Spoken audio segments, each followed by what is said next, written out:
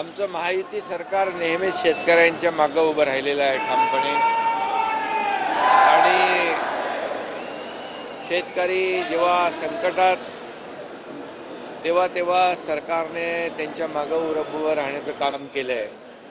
आणि आम्ही नेहमीच सांगतो, राज्याच्या तिजोरीवर पहिला अधिकार कुणाचा असेल तो आमच्या बळीराजाचा आहे.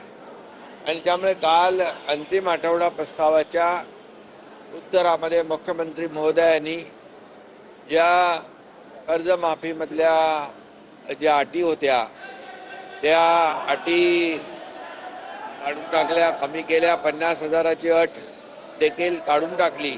त्यामुळे लाखो शेतकऱ्यांना 2 लाखापर्यंतचं कर्ज जे आहे ते त्यांचं माफ होणार आहे. हा मोठा दिलासा आपल्या बळीराजाला, शेतकऱ्यांना महायुतीने, आमच्या सरकारने दिलेला आहे. शरद पवारांनी सुद्धा या कर्जमाफीचं कौतुक केलेलं आहे. याचा अर्थ काय काढायचा नेमका?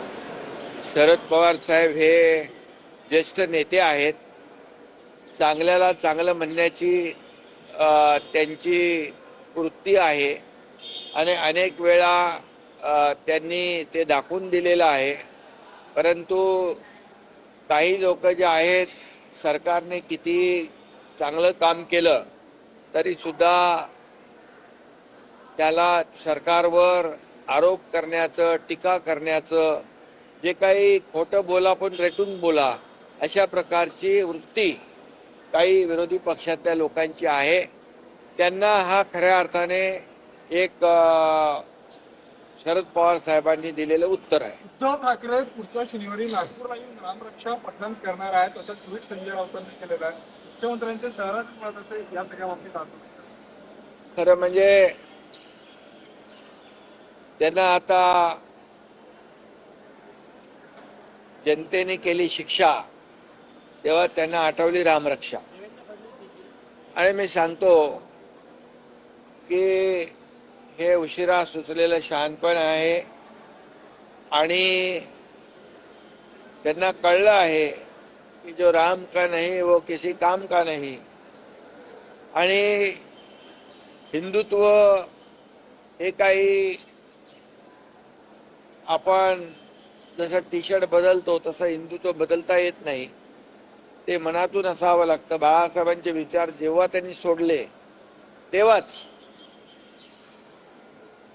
त्यांचं राम रक्षा असू द्या, अयोध्या मंदिरावर अनेक वेळा टीका करणाऱ्यांनी आता राम रक्षा म्हणणं एक मोठा विनोद आहे.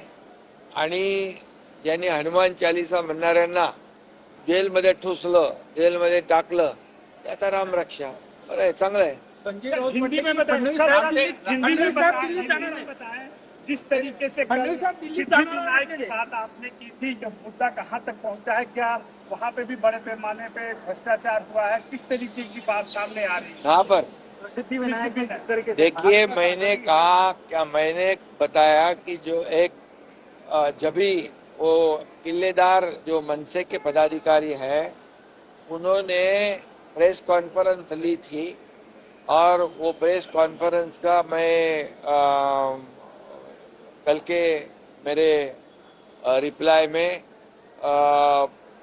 उसका मुद्दा दिया था कि सिद्धिविनायक मंदिर में जब गड़बड़ी हुई थी तभी मुख्यमंत्री रह चुके उबाटा ने क्यों उसकी जांच पड़ताल करने का आदेश दिया नहीं. तो राम मंदिर के बारे में आज बोलते हैं, राम रक्षा करते हैं. जो राम मंदिर पे टीका करते थे, मंदिर वही बनाएंगे, तारीख नहीं बताएंगे, ऐसे बहुत बड़ी चेष्टा करते थे. लेकिन प्रधानमंत्री नरेंद्र मोदी जी ने राम मंदिर भी बनाया, तारीख भी बता दी. अभी वहाँ पर जो है मैंने उसका दाखला दिया था कि एक प्रेस कॉन्फ्रेंस जो ली थी किलेदार जो मनसे के अभी उनके साबित पक्ष में है, तो इसकी भी जांच उस वक्त कराने का आदेश होना चाहिए था. लेकिन वो नहीं हुआ. इसका ये मुद्दा मैंने उठाया.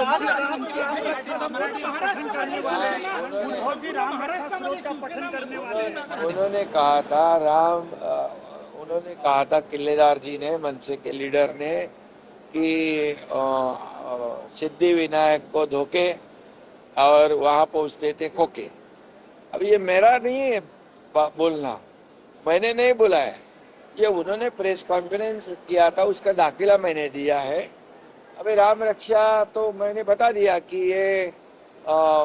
ये तमाम करोड़ों राम भक्तों की एक आस्था का विषय है, श्रद्धा का विषय है।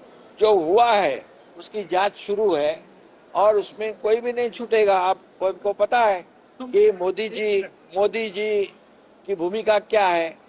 ना मैं खाऊंगा, ना मैं किसको खाने दूंगा। चोरी तो करने की दूर की बात है।